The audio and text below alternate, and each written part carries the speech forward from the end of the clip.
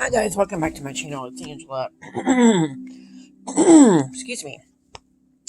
And I just want to talk to you guys a little bit about why I initially started this channel. And as I do that, I'm going to go through this deck. Lisa Pappas showed it earlier on her channel, Ghosts and Spirits Tarot by Lisa Hunt. I've had this deck for a while, just really haven't used it a lot. I bought it last year for Halloween. And then I realized, like she said earlier today, it's not really a Halloweeny deck, but more of a spiritual realm kind of deck.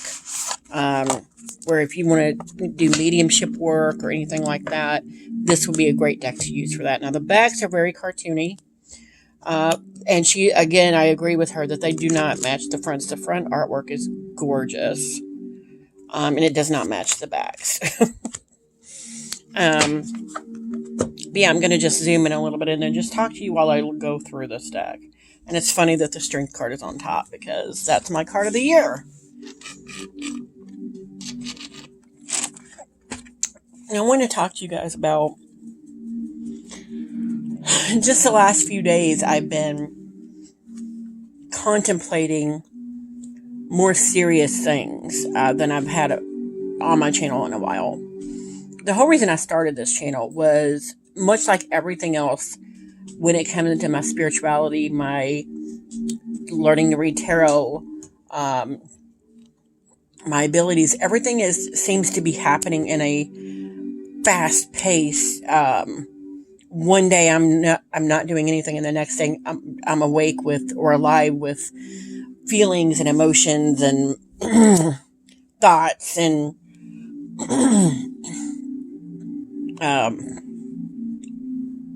let's see if I can zoom in a little bit more. Okay. And it's very and the reason I started this channel, I woke up one day, I had this overwhelming need to write. I hadn't written in a while.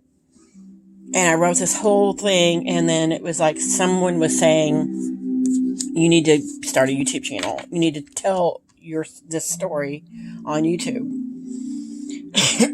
And I'd already started kind of starting my spiritual journey at that point. But the whole reason I've been reflecting on that the last few days of even starting the channel was to help me understand my mediumship abilities. And it's kind of gone to the wayside because I'm not practicing mediumship. I'm not really doing the things I needed to do that when I first started all of this came at rapid fire. Now it's kind of stalled out and stagnated. And part of that is because of me, because I'm not doing the meditations I'm supposed to be doing.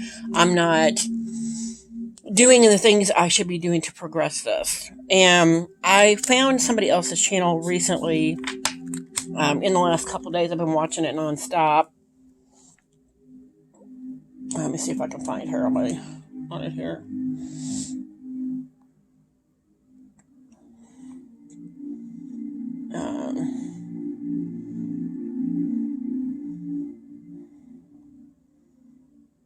If I can find it.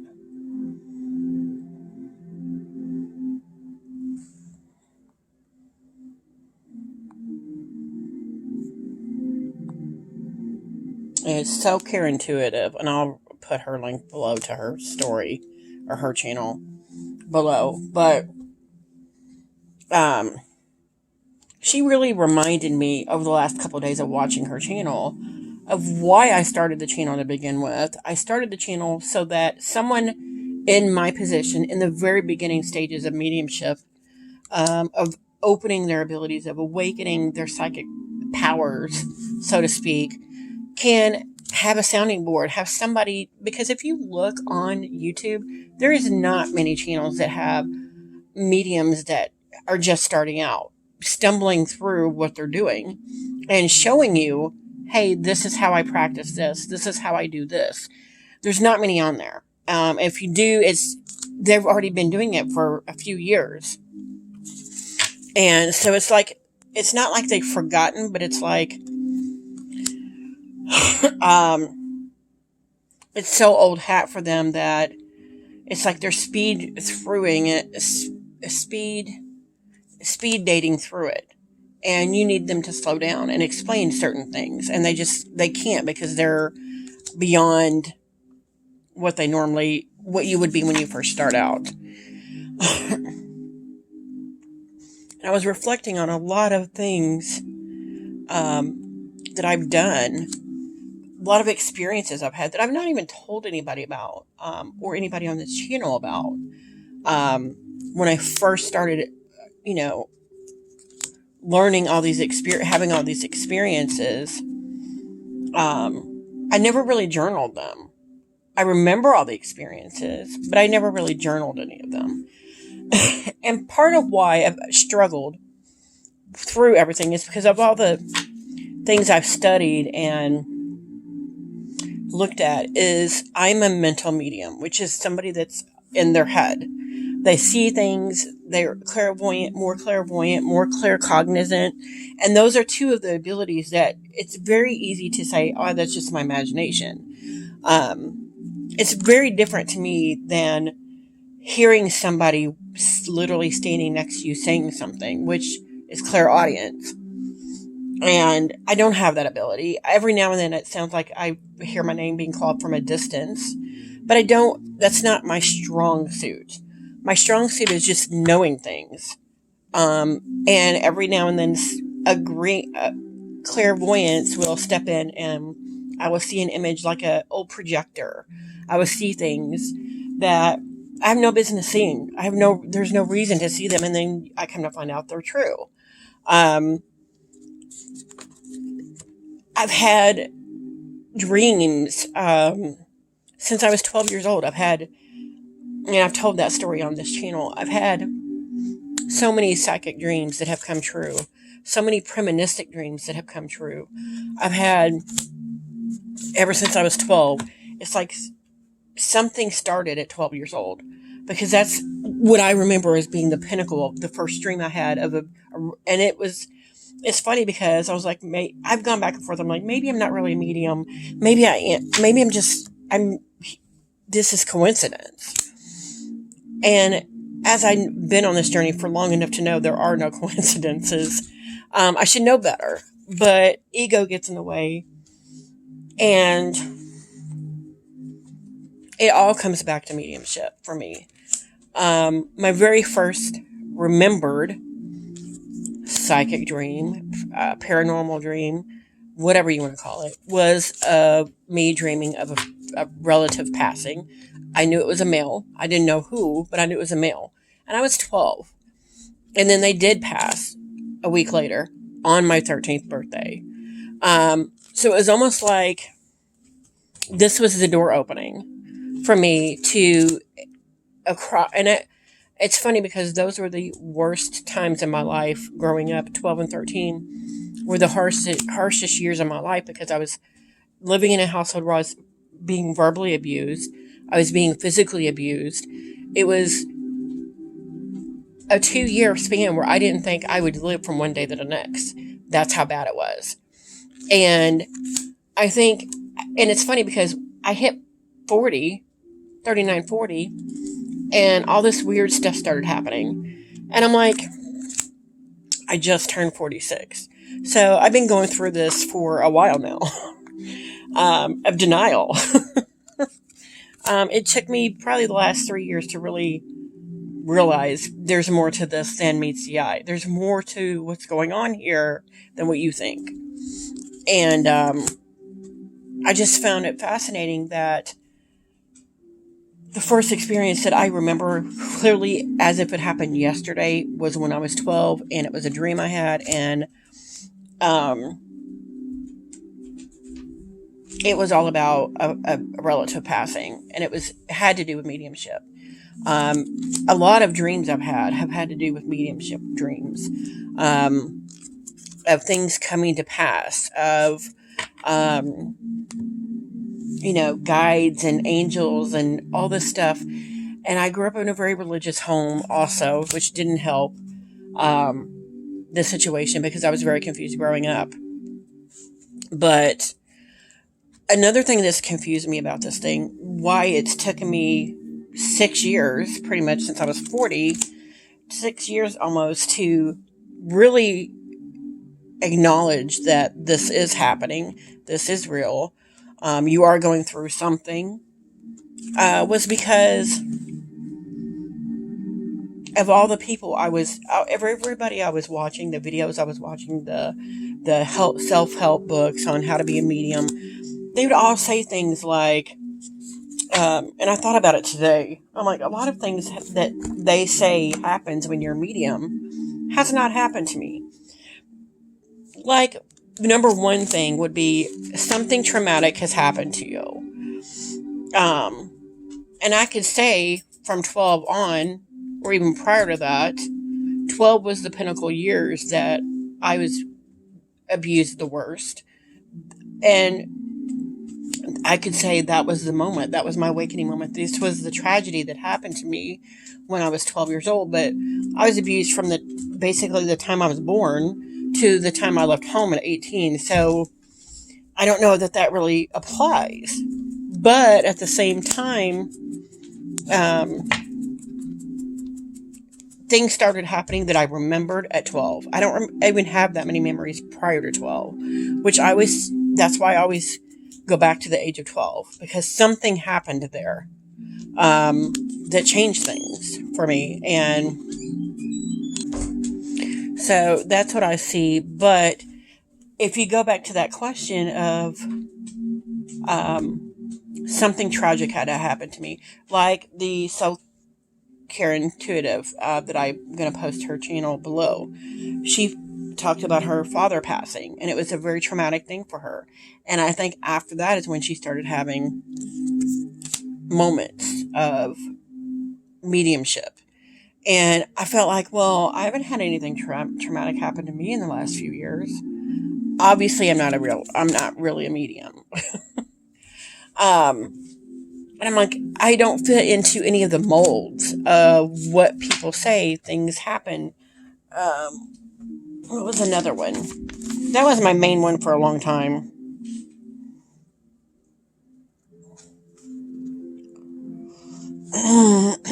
And then I started befriending someone that was in her 80s that believed in all this. First person I ever actually had a free reign of talking to with this stuff. And then she died suddenly, had a brain aneurysm, just died. She was just gone. And I had a dream like a week later of her, where I have quite a few dreams where I'm standing in the in-between. Like I'm the conduit between life and death. I talked about the airport dream I had where I was the airport and I was that conduit between departures and arrivals. And I had this dream that I was in this in-between in a warehouse. The warehouse represented this in-between. And there was like plastic sheeting hanging up because there was construction. And she was on the other side of that. And I'm like, I need to see you clearly. Come here. And she's like, I can't. You need to pull me through. And I pulled her through and I could see her face to face. And then I woke up. But to me, that was her telling me you have this innate ability to be able to pull whoever you want to you spiritually, mediumistically. And I've seen a lot of mediums on TV say, or TV or Facebook or whatever social media. I've seen a lot of mediums say that there are some spirits they can't connect to. And I'm like, I don't understand that. Because I've had random spirits come to me, randomly. I have no idea who they are. I would never have known who they are. Like I said, I have a lot of stuff happen at me at work because my job is very repetitive. I literally do the same thing all day, every day. And to me, that's a way of zoning out. And as soon as I zone out, I feel a presence. And it's always someone different. And so I started writing a lot of it down because I'm like, oh, not this again. Like, whatever. Because I'm too busy working. to deal with it. And then when I try to turn it on, it doesn't happen. So I started writing the experiences that I am having down, which I haven't had any in a while. I actually had one yesterday, the day before. I had a kind of weird experience. It was yesterday, which I wrote everything down. But that was my other thing, is like,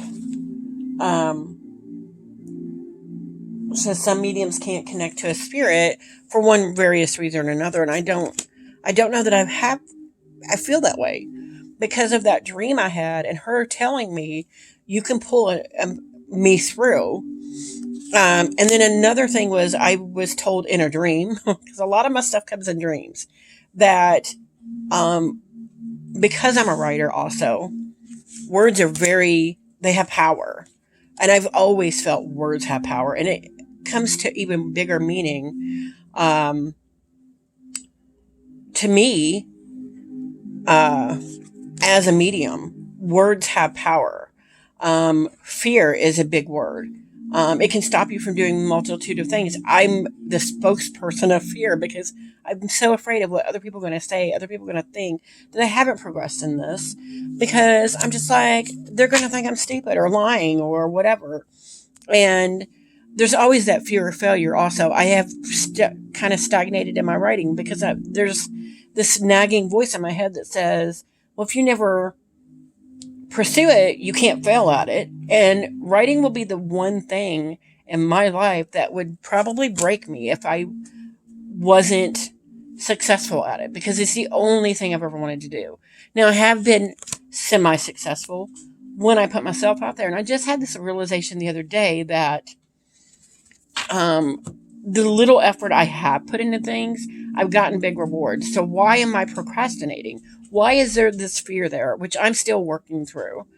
But back to the mediumship part of it, is words have power. And if you say, and to me, names have power also. So I realized very early on, and I had a dream about it, that if you say this person's name, it doesn't matter if you knew them or not, they will come to you as a medium. And I just had this innate knowing, again, my claircognizance of knowing this is true. This is fact for me.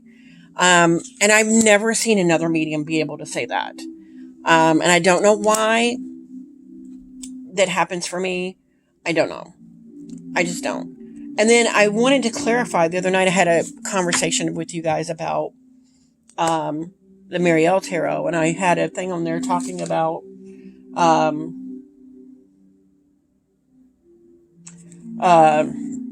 what was it? Oh my gosh, I'm forgot now. It just went out of my head. It's late, sorry. I just want to do, this is going to be a part 1 video. There's probably more coming. Just because I'm starting to realize that fear is all in my head. It's non-existent. I need to get past it. I need to just start doing. And this is the first video attempting that. So when I was talking about the Marielle the other night, I was talking about how, oh my gosh, why can't I remember?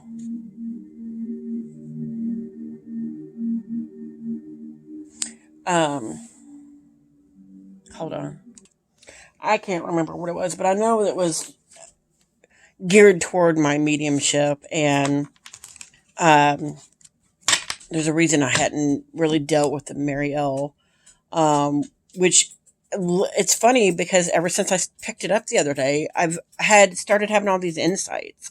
I started asking questions of my guides when I sit down at night, before I go to bed, and then I don't have clarification, but I'm learning that it's okay to not have that clarification. And I think that in and of itself is the lesson, is that I need to stop being so, unless I'm getting something right now, I need to be patient with that. Because Rome was not built in a day. This is not going to happen overnight. And now we're on the last card. But, yeah, if you guys have had that experience where,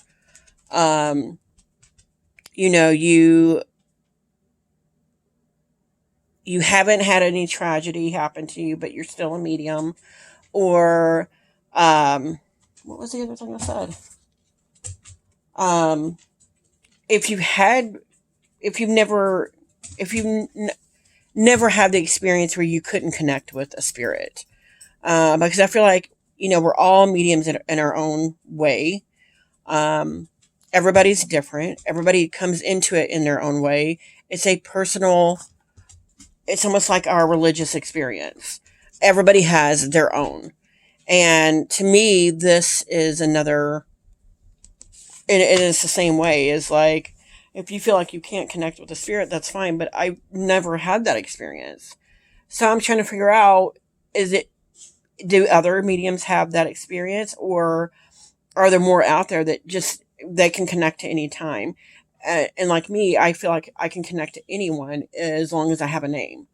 I may not always have a name. Sometimes I've had my very first real mediumship experience in my 40s when I started doing all this. Immediately had a name come to mind, and it was her husband's name that had passed, and it was again a religious experience for me, one that I will never forget. And but yeah, that's just some thoughts that was going through my head. I'm probably going to talk to you guys some more about this, just because this is what my channel is geared for, is somebody that's starting out that is fumbling through this and has no idea what they're doing. And that's where I'm at. Even though I've been procrastinating for the last 3 years, I'm still very new to this. I can't even shut it off and turn it on when I want, at this point. So, but I am learning that I need to learn to quiet my mind. My mind is very active, very going all the time. And I need to learn to correct that, to quiet that down. So that's it for now. And I just thought I would show you guys a pretty deck to look at while I talked, so you're not just listening to me talk. But I will do a part 2 if you guys want to see that. Let me know in the comments below. If you like this video, give me a thumbs up. If you want to see more, please subscribe. And don't forget to hit that notification button so you're alerted to any future videos. And you guys have a good night. Bye.